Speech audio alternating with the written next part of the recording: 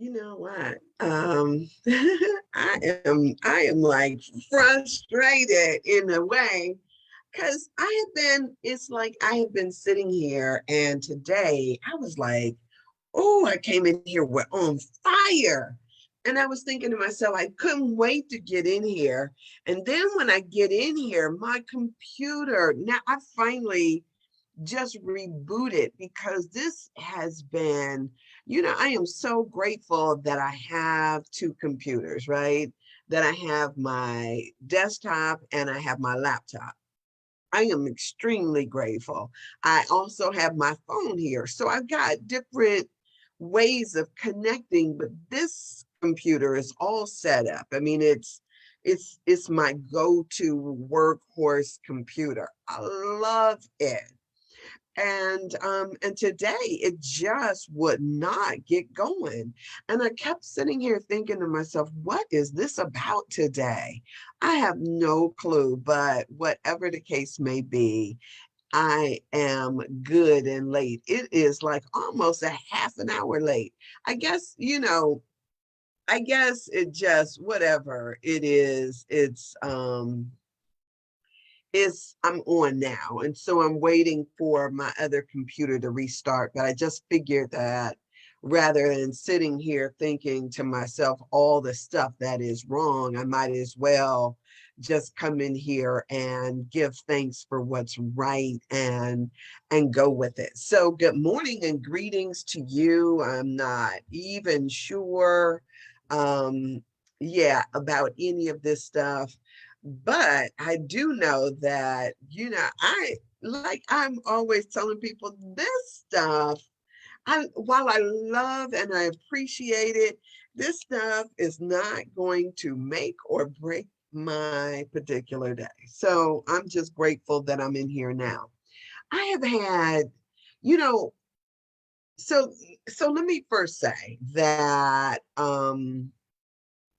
I've had the last this past week, all of last week, I was in this class around that I was doing online. And it went from, I want to say that it went from Monday through either Friday or Saturday. I think it was Monday through Friday. And the class was online and it started at noon because it was out of California time, and it ended at 9 o'clock. And so coming through that class, it just had me on this high. And so this week, rather than if you guys know, I go to bed pretty early in order for me to get up at 4:30. So if you guys, so when I'm saying I'm in this class all day, I did not go out of the house last week because I didn't want to miss a moment of what I could have. Now, sure enough, there were some times when I wasn't paying attention or doing the exercises or whatever, but for the most part, that was what my week was. And it was so rich, so rich. So then coming off of that, I had classes this weekend, totally different classes, but classes nonetheless. And that was through NAMI, and that was a blessing. I just, I come out of that feeling like, ooh, that was good. So then this week, there is this, so there's this thing called inertia, right? And inertia, when I originally heard it, it was a Star Trek term for me. And it was them talking about breaking through an inertial field. And the field of inertia is like this constancy, like it is the habitual patterns that we get into. So like say for instance, the earth rotating around the sun is in an orbit. And in order for it to get out of that orbit, it's got to break through a field because that is a finely worn groove. Everything in life has like an inertial field, built into it that keeps us in the pattern that we're already in. And so when you want to change a pattern, it's like breaking through the field of inertia in order to change that pattern. So like when I always use the example of when I started doing the 5 a.m. club last year, there was this point at which in the morning time, I could not wake up. It was, I'm just trying my best, like, who gets up at 5 a.m., right? I'm thinking to myself that I'm in snug as a bug at 5 a.m., and I'm not even thinking about getting up. And so, I wanted to change that though. I wanted to, because writing a book had been something that I had wanted to do since way back in college. It was, probably before college, because I remember even before I went to college, I remember writing like romance stories, right? And I would hand them out on the job, run off some copies and hand them out on the job. And those guys were like, "Oh, like when you gonna write the next one, right?" Well, of course, my interests have changed since then, but nonetheless, that was kind of like one of those things that I was, ooh, it was so good. Then when I went to college, I was like, oh, I'm gonna write a real book. I'm gonna write a whole book. And so even after that, when I started doing radio right after college, I remember somebody coming into, I was working at CSU at the time, and I was working a temp job. I was working a temp job at CSU in the Office of Minority Affairs. It was right after this woman, Wanda, and a car full of kids was killed on the highway coming back from some event that they had gone to. The campus was devastated. But I went in to fill in and do some work there, and I worked with Jerry Nuru and Dr. White and Adam. Shoot, I forgot Adam's name just that quick. But all of these people were in that Office of Minority Affairs, and that's how I originally made contact. Good morning, Ruth. That was how I originally made contact with that. And so when I'm in that Office of Minority Affairs, I hear them talking about this radio station that they were that was starting up, and it was a Cleveland Talk Radio. And so I was like, oh, right. I was like, I could do that. I want to do that. And so that was when I started pursuing radio and how to get on and get my own radio show. Well, so now at the beginning of the year, when this idea came up of the 5 a.m. club, and after 20 some years, well, 20, 30 years, I don't know how long it's been, but after all of those years, it's like, okay, so if what I say is true, if I really want to write a book and we're on shutdown, we're in the pandemic, it's like either shut up or show up, right? And so that initial breaking through that inertia, that usual pattern, was one that I was like, how do I push myself beyond what what's normal, which is my normal routine of getting up at 8 o'clock and making my way in there to do what? To do, I could do the same old thing, or I could start getting up. And so it's like this, the desire to stay the same, the desire to do what's normal, is that field of inertia that we have to push through or push beyond. And it exists in everything that you do. So if you say that you want to, whatever it is that you say you want to do, there is that push through to get you from where you have been to where you desire to be. So for me, that meant, okay, I got to start getting up at 5 a.m. It wasn't about the people that were on the phone lines. It wasn't about anybody else. It wasn't about anybody else, right? When I started getting up, there was, it was just me saying to myself, get up, Sandra, right? And so I started waking up. My body was up there looking at me like, girl, what you doing? Right? My body, I could feel my body, the energetic body of Sandra still laying in the bed, but now I'm standing up. And so, gradually, first day is really hard. Second day, whoo, that's still hard. And then when you get to the weekend, it's like, what are you doing? It was difficult at first. And so what happens is that I mean, this. Anytime we get ready to change a habit, if the habit is, okay, y'all, I need to switch. So this is gonna get a little loud. So let me see. All right. So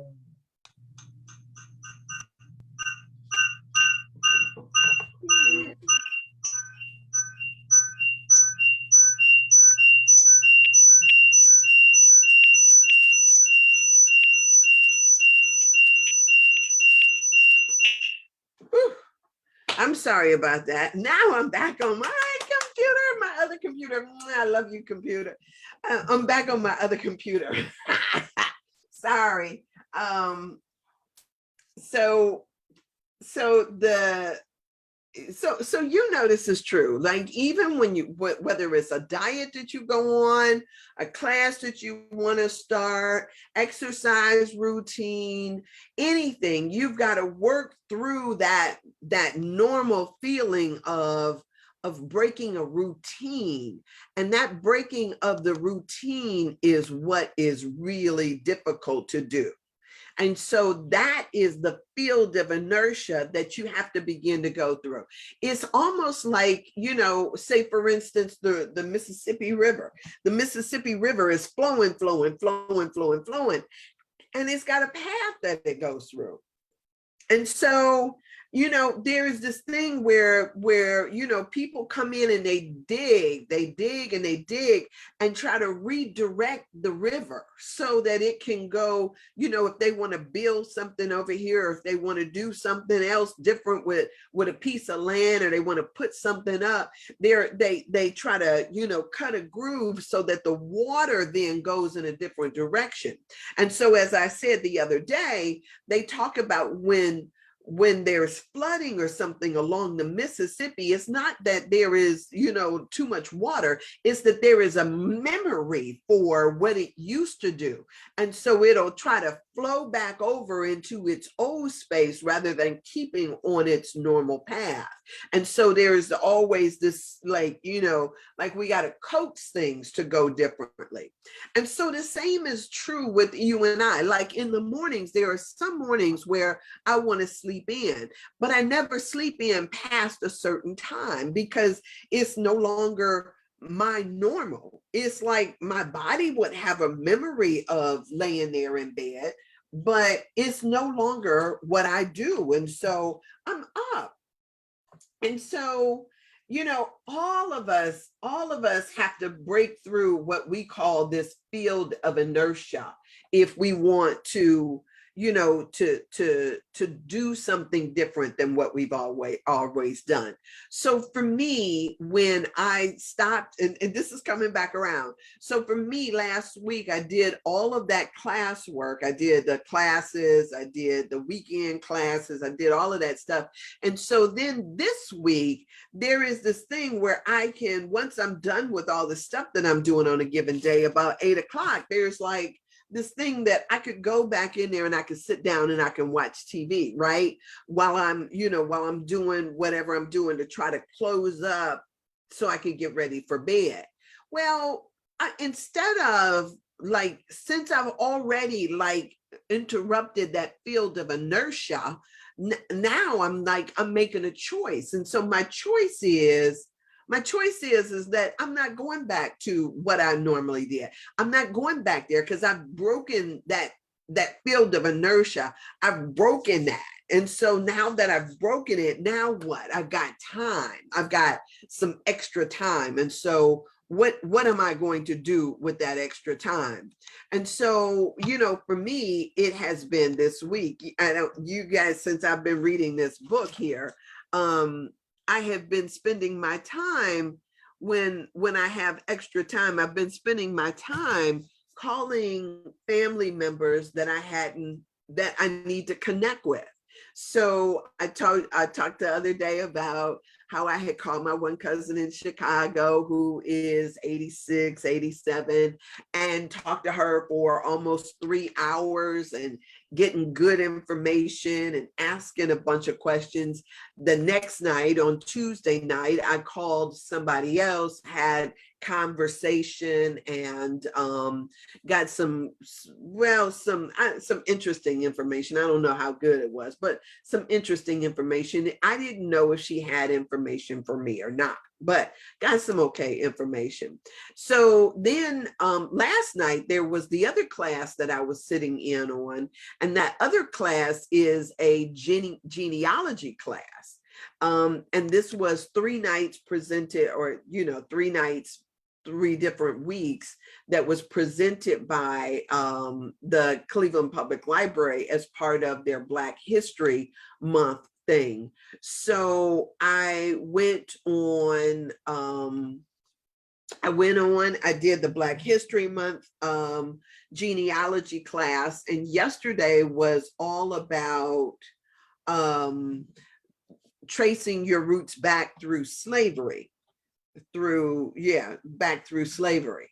And so it was really interesting because part of what she did is she traced back the session as far as was possible on their own. And then she started looking, she says, and once you get back to slavery time, so it's past a certain level of the census, once you get past that, she says that then you have to start looking in people's property records. And so she looked at not only property records, and people used to list enslaved people as property and assets. So they would list them by name and what their perceived worth was. And so she took us back through how to trace back. Once you find the name or the owner, then tracing back, she went through wills, she went through newspapers, she went through all kinds of stuff and showed us exactly how she was tracing back people through this enslavement. And so it was really something that was very interesting and should be helpful in trying to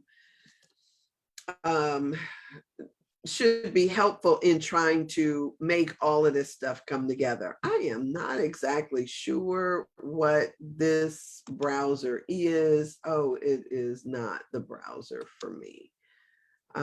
Yes, I'll say restore.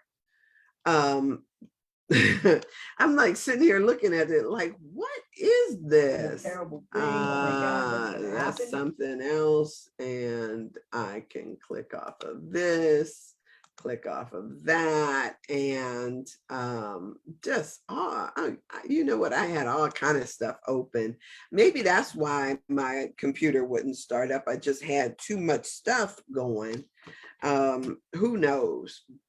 But whatever the case may be, I'm back in the game now. So if you put any comments up there so far, I have not yet seen them, but right now I am in the process of pulling my stuff back together and seeing what is here. Okay, so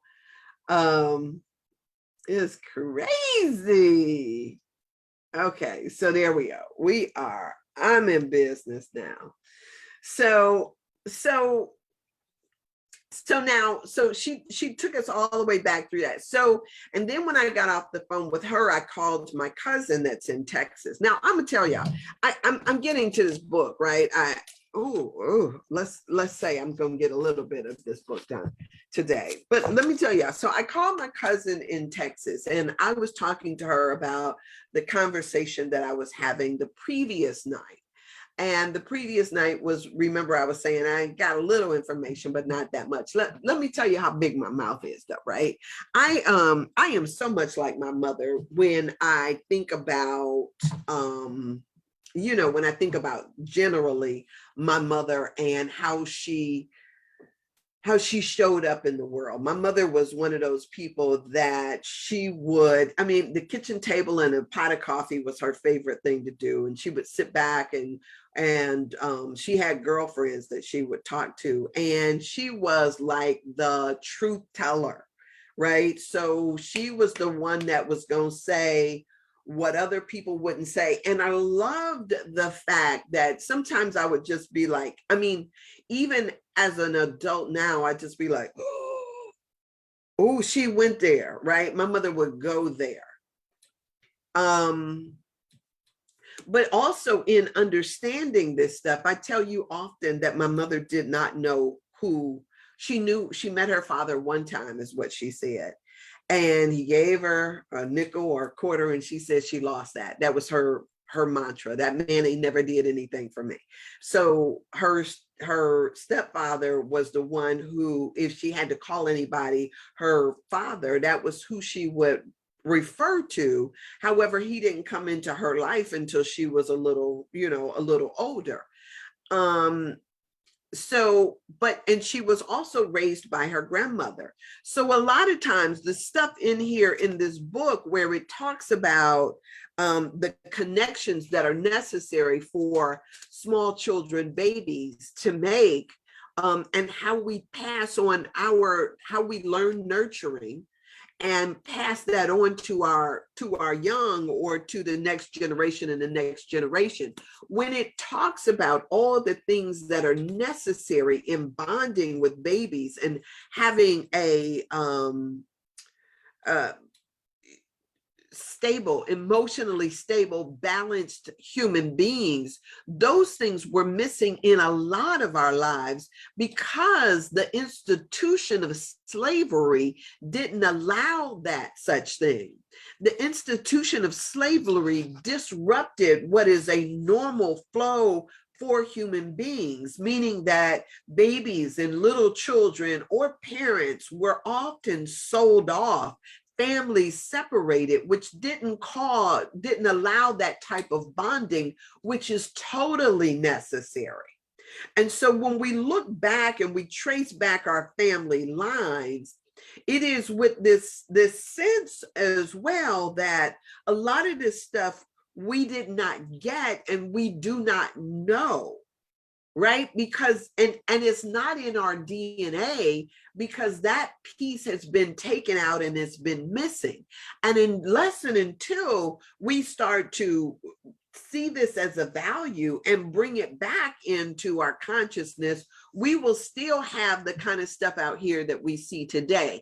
People not making choices based around empathy and compassion because they don't have it, because that primary relationship that is done through bonding when a baby is born was not present or was not there. And we can't teach what we don't know.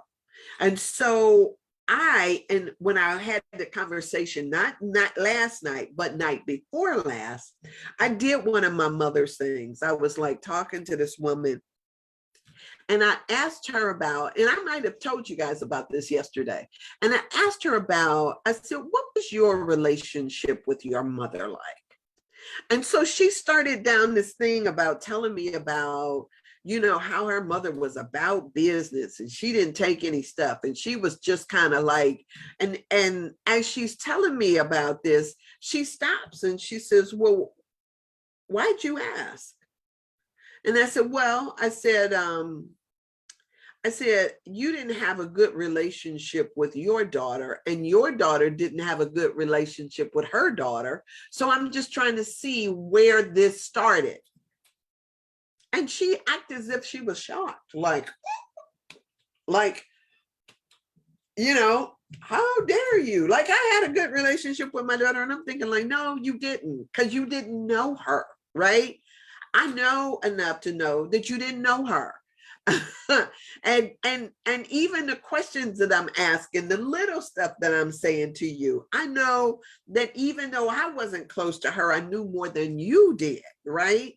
Of course, her daughter is gone, but you know, I'm having this conversation with her, and she's just sitting up there like she was mortified. So the conversation that I had last night, I was just going on just like I'm doing with you, and I was telling the woman that I'm talking to, she's a family member. I was telling her, I said, is it possible that she could not know that her relationship with her daughter? How does she not know this, right?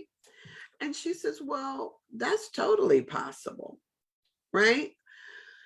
To which it caused me to say a pause, right? Oh. And then I started putting the pieces together again. Because our families are broken, y'all. Our families are broken. And so even for me, even though my mother was there every day of her life, she was present.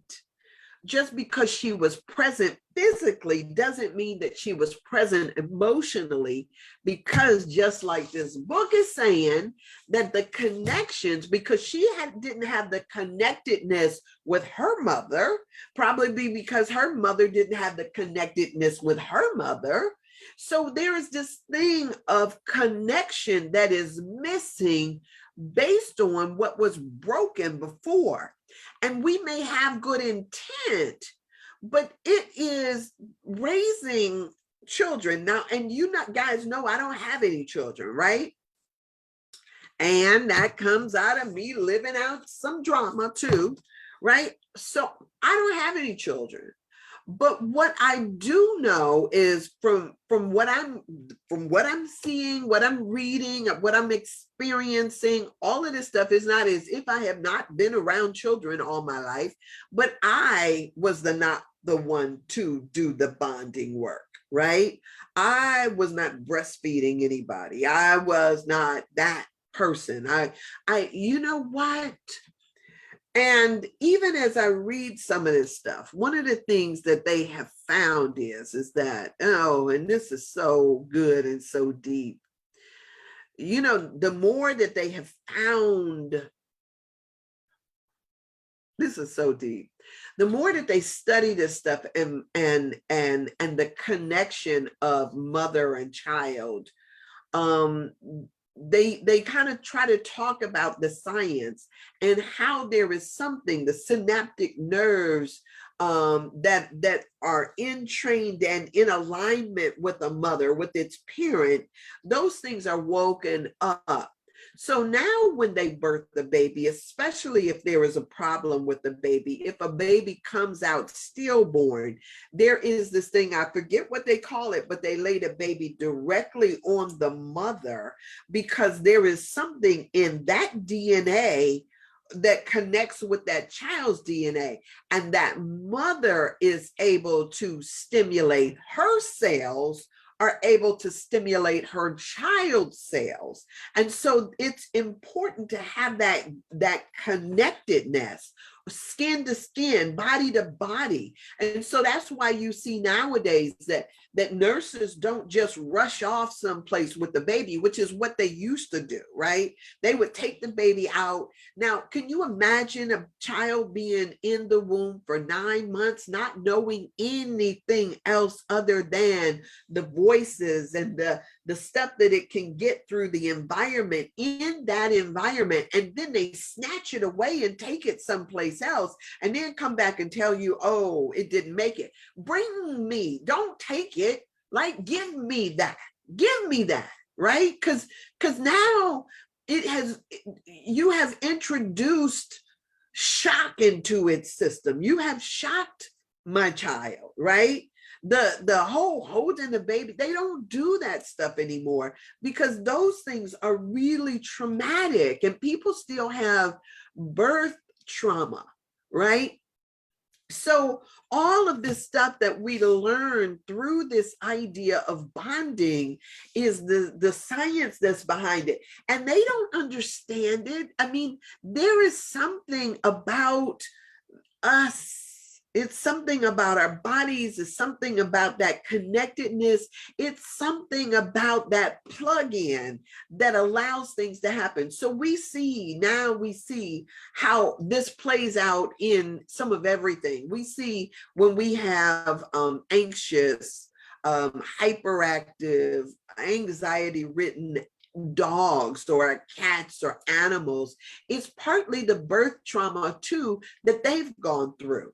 They weren't able to bond with the mother and do the things that was necessary to make them feel secure in the world before they're snatched away. And so then every time somebody goes away, it's as if, oh my God, my world is falling apart.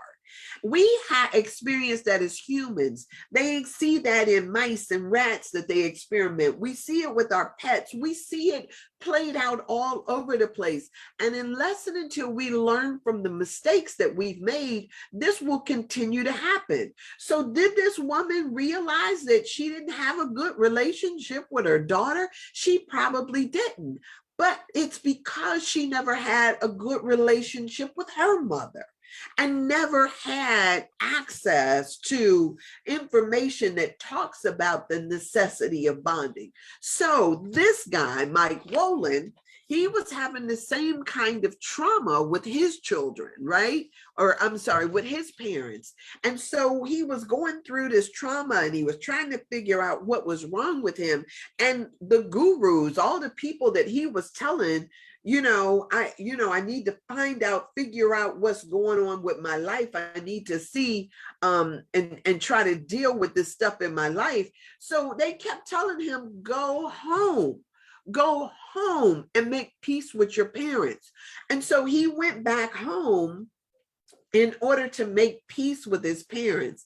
And in going back home to make peace with his parents, that was when all of a sudden he started healing those unhealed relationships, right? And so it's not too late for us to do the same things in our life, right? Yeah, maybe my mom is gone, right? I get that. And maybe yours, I don't know. But in the relationships that we do have, we can show up differently, intentionally, right? And so that was what his journey was all about. How do I show up intentionally? Right? How do I stay in proximity to my parents and to my mother? There was a picture that I wanted to post, and I think I still will post it after I'm done here. But it was sometimes I tell you, I want to say to y'all that our parents do the best that they can with what they've had to work with, right? They've only taught us what they've been taught. And so even though it comes out of a wounded place, it sometimes, I want to say that if they knew better, they would do better. Sometimes they do know better, but what they're doing is they're repeating the pattern. Remember, I was talking about originally that inertia that keeps us doing the same pattern over and over again and without questioning it, because that was what they learned. That was what we've learned. And so unless and until we intentionally break through that inertial field, we'll continue to do the same thing over and over again. Our community needs to have a comprehensive healing. Our community really needs to, and trust me, we don't go to take classes.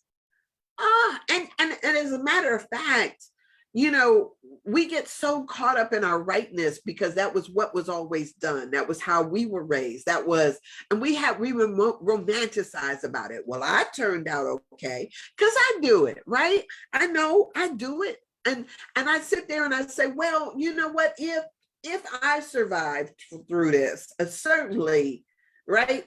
But now that we are learning a different science and we are knowing better, we can begin to set something up. Now, I will say too that I know that there is this thing called a race consciousness, meaning the consciousness of those people that are around us also impact us, right? And so even when we are attempting to change or desiring to change, there is all of this pressure that is around us to conform to the way that it was. Well, at a certain point, critical being, we got to reach a critical mass of people that understand the ramifications of what's going on. Maybe this is something, I want to say we should start this in parenting classes, but I think that even then is too late, because if we wait until a woman is pregnant, that doesn't do anything for the imprint that has already been made upon her in her DNA. So maybe this is a class that needs to begin in school sometime, that we begin to talk about how to connect with each other and with our unborn children before we get to that place. I don't know. But at a certain point, we have got to do something different, y'all. I am going to, there is a picture that I took yesterday when I was driving home. I happened to, as I was coming, I happened to look over and I saw this house, and somebody had written on the walls in the front of the house, and it says, "This is where I was broken." You know, this is where I was broken. And, you know, he or she made a statement about their mother and father and said, "This is where I was broken." And, you know, for me, that was just grabbed me, it gripped me, because this is exactly what I'm talking about, what we're talking about. And sometimes, you know, we reject that, because inertia causes us to, like, you know, reject certain ideas, because we stay in that system of sameness all the time. And so I just hope and pray that we will see the errors of our ways and then begin to right the ship, right? Begin to make that long turn to get back on track. That, I mean, that's the real goal. That's what I am hoping. And this is not going to happen overnight. This is something like, you know, like the Egyptians wandering in the wilderness for 40 years, changing over a generation or two, till they were able to get into the promised land. That's where we are. We've got to, so the first key is noticing something's wrong. Now, how do I make it right? And we can only do that, you know, as we can do it. We can start and then begin to try to make that right. Oh my gosh, y'all. It's just, So anyway, I am so glad and so honored to have had this conversation. I didn't even get into the book today. I didn't even get into the book today. And I don't even know that I want to even read a sentence out of here, because I can't do any justice to it in the few minutes that I really, whatever. It's all good. It's all good. So I will try my best. Tomorrow is Friday, right? I will try my best to complete this. Stephanie will be back on Monday. And so I'll try my best to get a little bit done on Friday. And Saturday, I'm usually here by myself, and I don't talk about the book that we are working out of on Saturday. But nonetheless, I will be here tomorrow, God willing, and the creek don't rise, as well as Saturday, God willing, and the creek don't rise. And the rising of the creek means that it's just remembering. Ooh, that's good. That's good. That's good. It's remembering. It's truth. All right, y'all. I am so I'm honored, and I thank you for being here.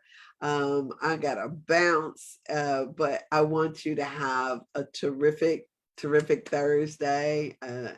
You know, what's the inertial field that you want to break through, right? Which one do you want to break through? What do you want to start doing different in your life? Because you absolutely have the ability. Sometimes it is as simple as having a conversation that you never would have had before. I mean, if you can just imagine that, just if you want to talk about your childhood to somebody in your family, even your perceptions of your hurts, your pains, your desires, or your wishes, right? We could go back and we can talk about retroactively what we've experienced, or we can talk about futuristically what it is that we desire. When you want a different relationship, you have to set something in motion. It's not just, well, they don't call me, or they don't do this, or they don't do that. We have got to, girl, you finished the Wolf's book? That's a big old book. You got the full Women Who Run with the Wolves book, and you finished it? Girl, I am scared of you. Oh my gosh. I'm bow down. Oh wow, that would be amazing to have a conversation about that too. So maybe I need to touch with bases with you, and see what some of your, like, the favorite myth stories are, or something that, if you read something in there that was, oh, you did an audio book. Okay. I just, you know what, and it's funny because I started a new audio book too. Actually, two new audio books, but I think I mentioned that the other day. Anyway, cool. Oh, you know what? The audio book is short because it's an abridged version of the book. I listened to the audio version of the book. Yeah, and it's absolutely abridged, if it was, especially if it's like under 6 hours, because that the Woman Who Runs with the Wolves is like a textbook. So yeah. Okay, anyway, I'm out of here. But yeah, if you want to set something new in motion, just try a different kind of conversation. Tell something about your childhood and your perceptions about it, whatever that may be, and see where that falls. Look for patterns in your life. Look for patterns. If you see a pattern that's happening in your life that may have happened in your mother's or your grandmother's life, or your father or your grandfather's life, talk about the patterns and see where you can see the similarities, even if it means that we're just theorizing about the patterns, right? Yeah, do that. And I tell you, it's part of breaking through that inertial field and being a blessing to somebody else. So 15 hours. I wonder, let me check and see if I maybe can find a different audio book. Thanks, Ruth. I appreciate it. That doesn't mean that you didn't still get blessed by some of those stories, but I don't know that I've found the 15-hour version. I think I found a version that was like maybe 5 hours or something like that. So let me check. It might be on Audible. Is that what you used? Audible? Because when I went to the library, it didn't have that one. So it was a much shorter version, an abridged version. All right. I'm out of here. Thank you, thank you, thank you. And blessings to you. And I will see you. Jerry, I see Jerry liked it. I see Franklin was here. I don't know who else. Okay. So I'll see you. I'll see you tomorrow. Thanks for being here. All right. Blessings. Bye. And I'm off.